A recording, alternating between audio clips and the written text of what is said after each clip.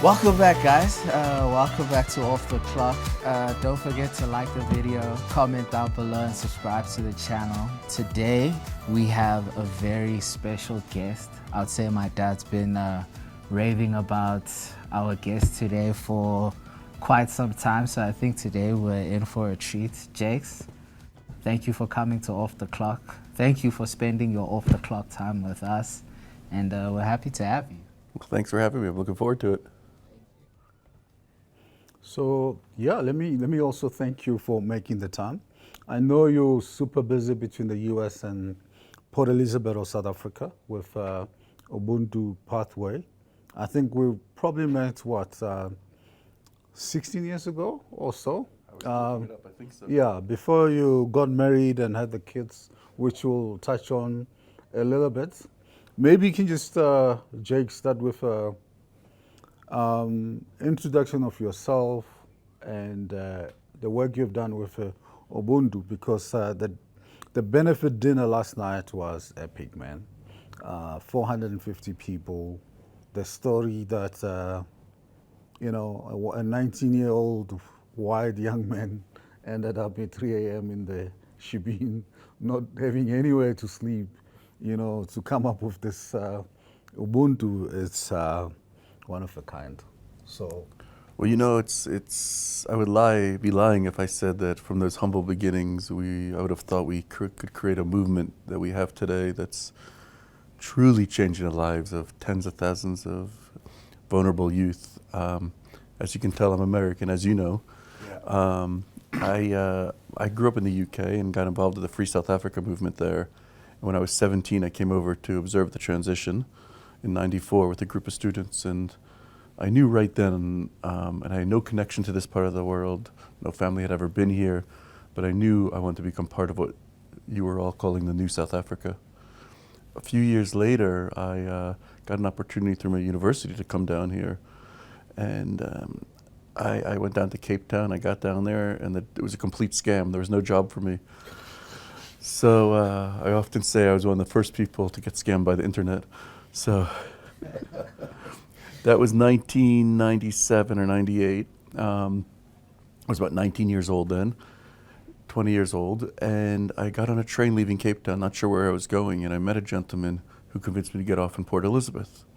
And I'd been on that train for 18 hours, and I struck up a conversation. He said he was going to have a cold beer, and I should follow him. So off we went, and this is 1997, 1998. I represented, just by the color of my skin, a lot of what was wrong in the country.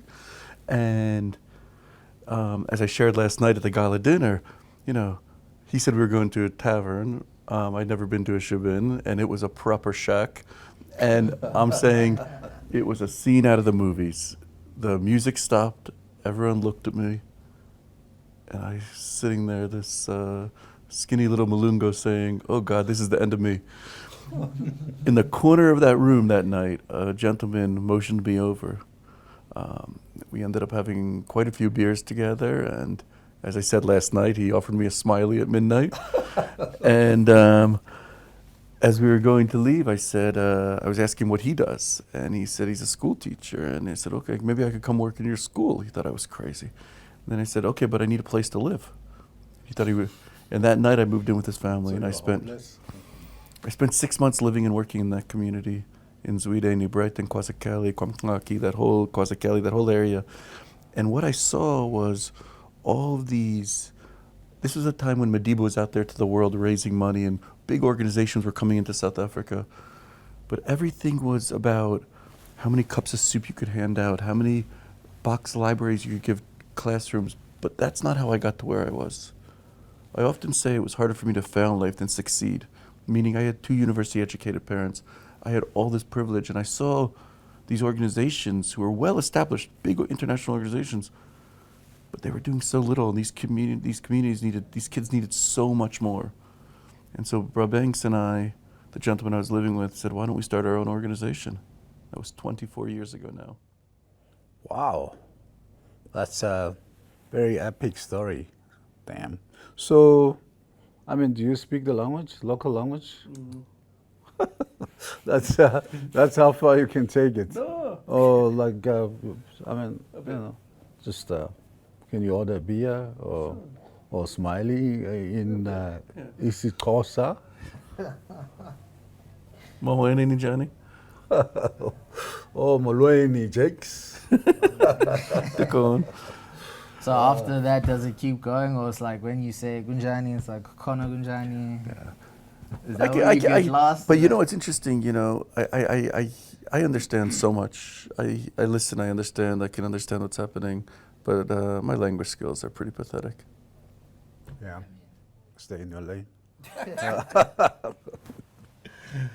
But you know, so 24 years ago, we wanted to start an organization that would not just sort of give handouts, but actually take a child from cradle to career, and that's really the model that we've built over the last 2.5 decades. Yeah, I mean, I remember I came probably in the last 16 years that I've known you 3 times, and the other time I came with Dikembe Mutombo. I remember. We took a picture. I'm still looking for that picture, Jordan. I was like here to him, like looking like a baby. This giant guy, you met him, came to our house. I mean, it was still early days, but the impact was already so much and all that. And I came back, I think, alone. And then I came back with Gary Cohen, who used to be the international VP at BD, Becton Dickinson.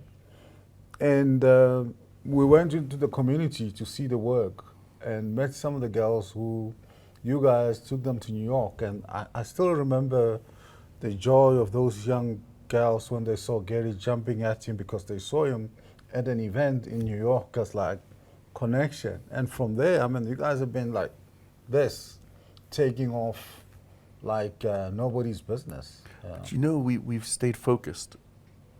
And, you know, this idea of going to scale, which might work if you're, you know, in manufacturing or you're in different businesses, for us, it's not scalable raising children, right? It's really hard work raising children, right? It's not cost effective. It's not, and there's no exit strategy. He's with you your whole life, and but that's what it's about. And we try to apply different standards in the nonprofit space, in the NGO space, and we're saying no. Like, you know, the model for us begins with HIV positive mothers in the first trimester when they're pregnant, making sure that what goes into their body, how they're healthy they are, what are they caring for themselves, and then we deliver HIV negative babies, 100% success. And then we take these children on this pathway every day of their lives. We invest in them every day. We give these children what children all around the world deserve. And that's everything every day. Whatever they need to succeed. Wow. You know, I mean, I've seen a number of non-for-profit organizations around the world. And here, but I mean, your organization has been relentless, man. I remember because we stayed in contact when you were talking about how you were adjusting to COVID and vaccination. That was like showing how nimble you are as an organization to adjust your energies to what was needed at the time of need. And maybe tell us a little bit about that. Yeah, it's interesting. You know, we always talk about what's special about Ubuntu is that we've built an institution. And in privileged settings, in wealthy settings, the cornerstones of communities are the institutions. And in poor communities, everywhere in the world, we don't see enough institutions that are transparently run, that are accountable, and that can. And we always say we can respond to the community's needs. We used to always use the analogy like if a tsunami, and I know we're not in a tsunami area, but if a tsunami ever hit, we'd be the ones to pick up the pieces. And when COVID hit, it was our tsunami. And the most amazing, so on day 5 of the shutdown here in South Africa, we get a phone call from an auntie saying that her son has, her nephew, the boy has COVID. So it was the first call we got. Someone had COVID. I remember back then you put garbage bags on, you wrap your t-shirt around your face, and we all went over. We didn't know what we were doing. The kid didn't have COVID. He hadn't eaten in 5 days since the shutdown. People don't realize how much the hunger would set in our communities. That was a cash economy. That was informal economy. And that community was so hungry. And our first initiative was to grow a feeding program that peaked at 30,000 meals a day. It's a whole football stadium. It's a lot of meals. 30,000? Yep, meals a day. And then when the vaccine became available, the government and the Solidarity Fund approached us, knowing we had the logistical capability and the know-how to get into the most needed areas, and we ran the largest vaccine initiative in the province. Wow. Amazing stuff. Class, do you have some questions for him? This man is walking on water, man, with the work that they've been doing. All right. So, since this is off the clock, and I Okay. know that you do extraordinary work. I think if they like the phrase "giving back to the community" had a picture next to it, you and your organization would probably be there, right? So, but since this is off the clock, what I wanted to know is that outside of your busy life and what you're doing every day and all that, how do you wind down, de-stress? Because I'm sure all these problems that get thrown your way are very stressful and you have to solve them no matter what, but it also takes a toll on you. So how do you relax and wash off the stress from the day after knowing you fed 30,000 people that day? I don't have a good solution to that. It's not a job, it's a lifestyle when you're doing this, because the stress is always with you, and the constant the wheel you're on of fundraising and having to, raise 85 million rand a year to keep this going, 90 million rand to keep it going, to expand. It's just a lot of pressures, and every day it's like we're firefighters. We're putting out different fires every day in our communities, whether it's we had a child last week who had cut her finger on our playground at the school for recess, and our clinician wanted her to get an x-ray, so we sent her to the local hospital, and they messed up the whole care wrapping of it and didn't clean it properly, got infected, and 2 days later it was amputated. This is a simple cut. It should never happen. And so I use these examples because the stress it's always there, and how do I love watching my children's football matches. It allows me to focus on that and not think of other things. I have 2 boys, and I like braaiing. How old? My boys are 10 and 12. 10 and 12. So are they good at football? They're pretty good. Pretty good. What positions? So my older boy is a central defender, and my younger boy is a winger. So the different mindsets. yeah, they're kids are same parents, but they're completely different. So you think they'll make it into the American national squad one day? I don't think so, but that's okay. It's okay. It's for me, it's about them forming a community and friends and having fun, but they take it very seriously. They both think they're going to play for Arsenal and Chelsea, but There's your team, Dad. That's a good team. Which, Chelsea? Arsenal.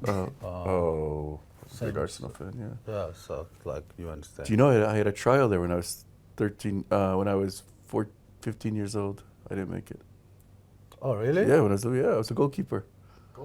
So who was the coach then? George Graham was the coach, but I was in the youth system. But Bob Wilson, who's like they won the double in '73 with him as the goalkeeper. I trained under him for a bunch.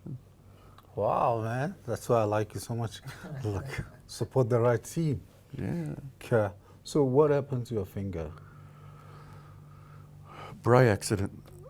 Barbecue, braai? Braai, yeah. I was seasoning like meat, believe it or not, and my finger slipped and hit the bone strangely, and the tendon just snapped.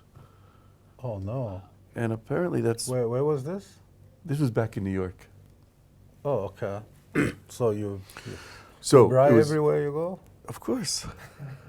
It's the best way to relax. So, let's talk about a little bit of more food, because in your intro, you brought the story about Smiley. How much of traditional food you eat? By traditional food, more South African food, now that you're talking about the braai. Or that was the last time you ate Smiley then? So I wish I could tell you it was the last time. I'm not a big fan, but I don't know. I've been to more cultural works than I can imagine, so I've eaten everything. So what's your favorite dish then? In that line. Umqombothi, the beer. We'll come to the drinks in a minute. Were you taught how to make umqombothi? I've witnessed it. It's very easy. Yeah, I've been around. Okay, you were taught. When were you taught this then? Well, I lived in the location for 6 months with Bro Banks, and then I spent, for the first 5 years of Ubuntu, I rarely left the location, and I know I probably overly romanticized the poverty, meaning in the back of my head, I knew I could always leave, but I also knew that if I was going to succeed, I had to immerse myself in. I played on a local football team called Railway Express in New Brighton, Port Elizabeth, and just tried to really immerse myself. So in that whole experience, has that area, in a way, become home for you? South Africa as a whole is definitely part of who I am. Yes. But you never take your home away from you. Because I get asked that question a lot, and at the end of the day, back in the States, that is my home. So this is more like home away from home? It's home away from home. I'm so comfortable here. But, you can't replace home. I guess that is true. So, your story is, personal story is very powerful. I can understand the vision, but, running an NGO is like living from hand to mouth, making it your life career, life passion. It's, and I know I've been around long enough. People think, it looks like it's nice, it's romance, it's easy, but it's tough, It's really tough. When you have people that you need to take to school, feed, look after, and often you don't know when you're going to get the next sponsor, the next donation and all that. How, I see you probably, a true version of a rebel with a cause, right? Because you just don't know what's next. Yeah. It's a terrible business model. Or do you know? Well, it's a terrible business model because sustained success isn't good enough. Your company supports us, and then all of a sudden the board decides, now we're going to focus on early childhood or something else, and you lose all your funding just like that. Or green energy. It's one thing it's never ending. So you have to be a little bit crazy to do what we do. My whole team is definitely a little crazy, but we believe in it. We're fueled by a desire that's bigger than all of us, I think. What we've done here in South Africa, which I think is the future for this organization, is we've created a series of for-profit businesses that are owned by our nonprofit with the dividend flow rolling into it. And these are level 1 BE companies that are allowing us to participate in a more transactional format with South African corporations. And this allows us to generate more sustainable capital. How did you get involved into this youth employment scheme? Was it a natural progression for you? Was it easy, or what happened? It's a great question. So I think it's an incredible program the President's office has started, and I think it's, for us, it's what we always did, right? We have a vocational training center, and we have 450 youth into employment who are non-university tracked into employment a year. So when I heard about Yes, I met a BE consultant in Johannesburg who said, look what you're doing. If you were to create a company around what you're doing, a for-profit, you could administer this on the behalf of corporate clients. And he said, one of my biggest frustrations is all of our corporate clients who are running the Yes, they complain about the program, the reporting, they're not getting the good. He said, you guys do all this, why don't you do it? And we now are administering Yes for 5 companies here in Johannesburg. Wow. How many students? 280. Wow, that's a big number, 280.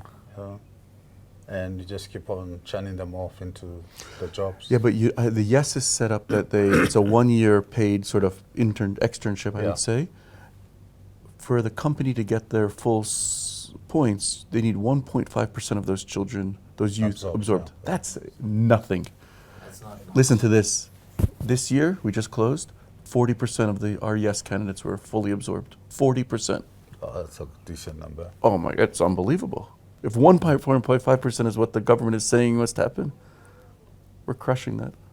So we're telling corporates out there, we can help you. Wow. You're going above and beyond for the youth.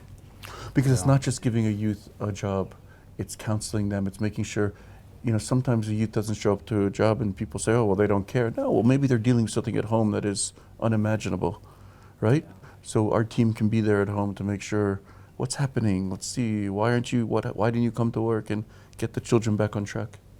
So throughout this whole journey, and this must have been, it's a long journey and probably a very fulfilling journey. What has it taught you so far in this line of work? Helping people, what have you learned from this?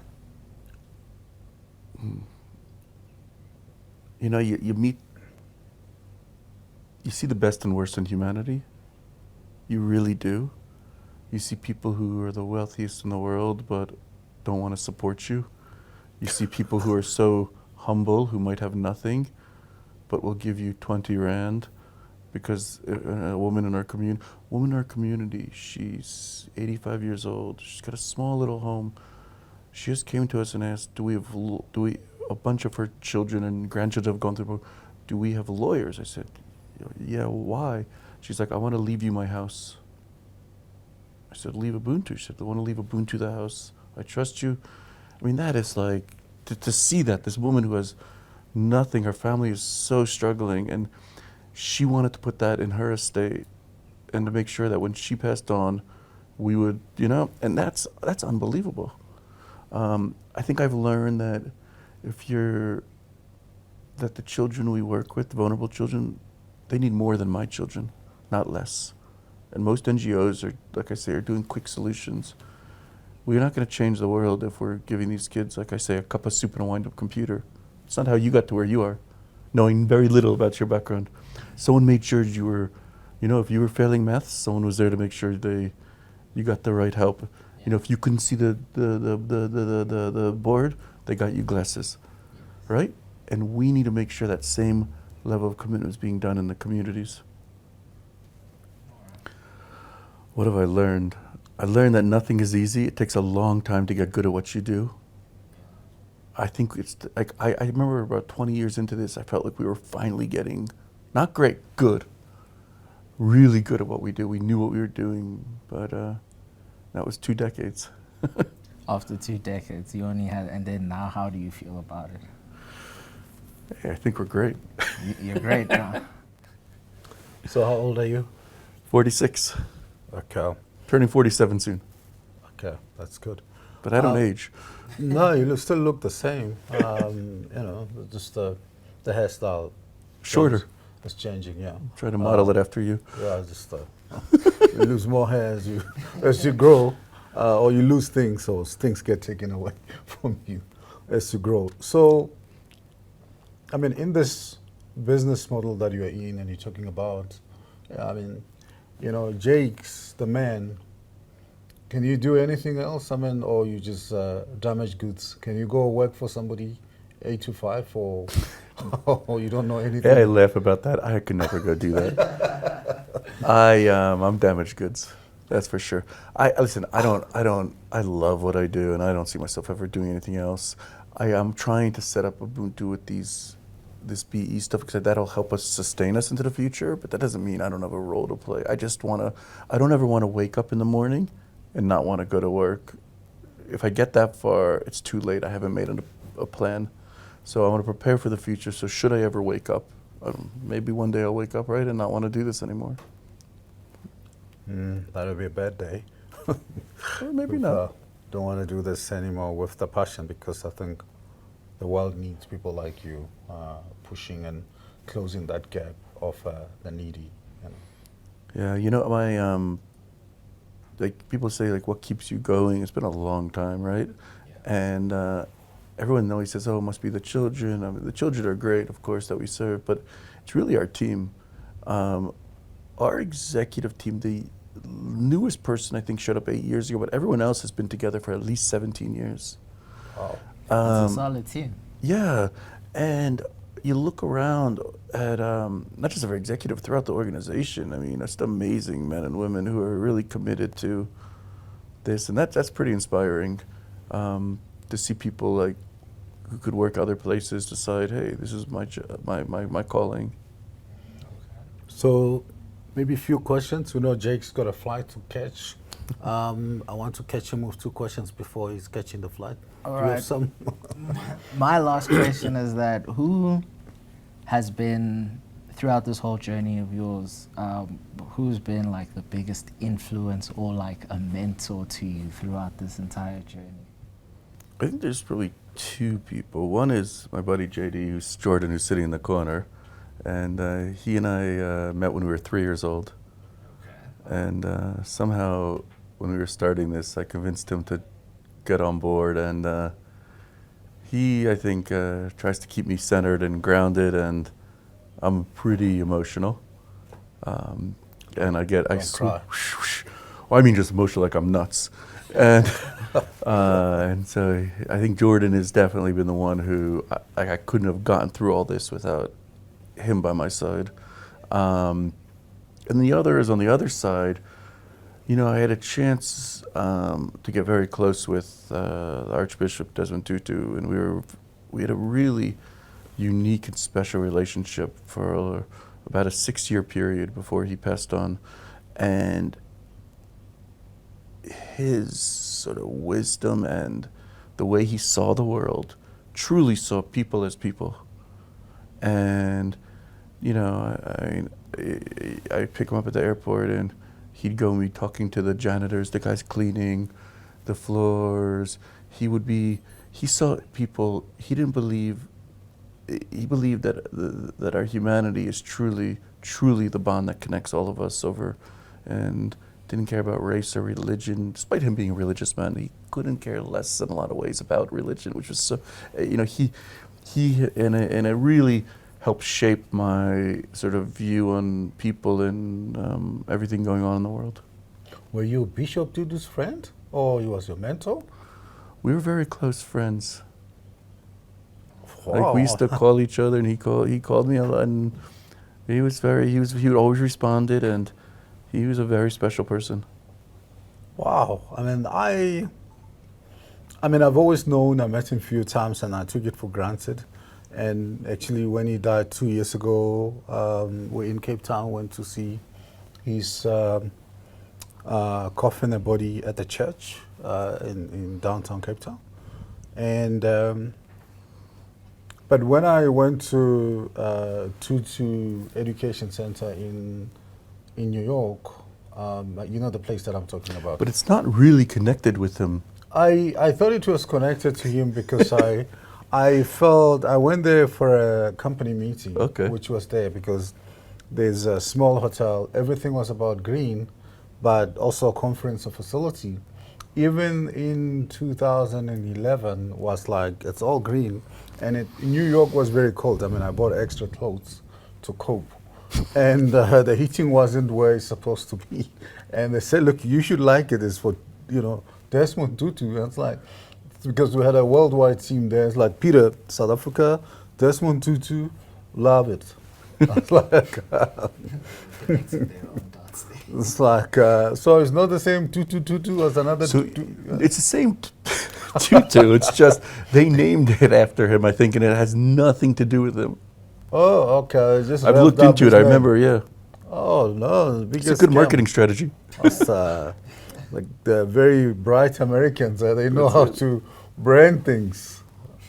So, final question for me is, you know, you're the one person who ever came to Off the Clock show who's kind of a double agent, right? In the sense of, I mean, you almost live in the States and here. And, you know, how do you find the 2 countries at the moment, politically speaking? Oh, wow. Politically speaking, where should we start, here or so? Just from the beginning. Listen,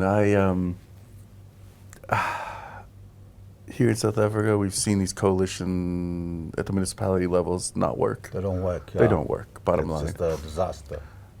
I fear that if the ANC doesn't get 51%, they're going to make a deal with the EFF, and the rand's going to drop to 25, and we're going to be in for a catastrophe. I think we need to try something new, and I think we need a different leader out there right now. But at Ubuntu, we're very clear. We work with all political parties across the board. You're agnostic to, yeah. But I hope we can see better service, though, because it's when I see the corruption and the money being squandered, it's not you. I mean, you're still living a great life, right? But it's the people on the ground who are. It's the people on the ground who are suffering. I don't know. U.S. U.S. This idea that in the U.S. you have to be 80 years old to be a president drives me crazy. So you're still young, right? Hang out with an 80-year-old recently. They shouldn't be making worldwide decisions for us. It's a young man's game. I really believe that, and I miss the days of Obama. But I mean, it's just an American thing. I mean, it's an American thing. You're right. I've worked for American companies almost all my life, and you won't make senior until you're 60, or even board of directors. I mean, just do a cross-sectional survey of the board of directors with American companies. They are pensioners, all of them. So it's an interesting phenomenon. You're 100% right. I think, after 4 years of Trump, what he did was just allowed the bigotry and hatred to be normalized. I mean, it was always there. I'm not naive. Just took it up. It allowed people to be open about it. And so, you think America is still great? I do. Or is still? I think it's great. I think it's even today. Yeah, it's a great place. Okay. I guess we can, close it there. Maybe a few parting shots and we close. As an American, I can't push you too hard. You believe in your country. I still believe in Africa. There we go. Yeah. Any parting shots from you before you take your flight? No, this is it's been great. I appreciate it, and look forward to continuing the conversation down at the Ubuntu campus next time.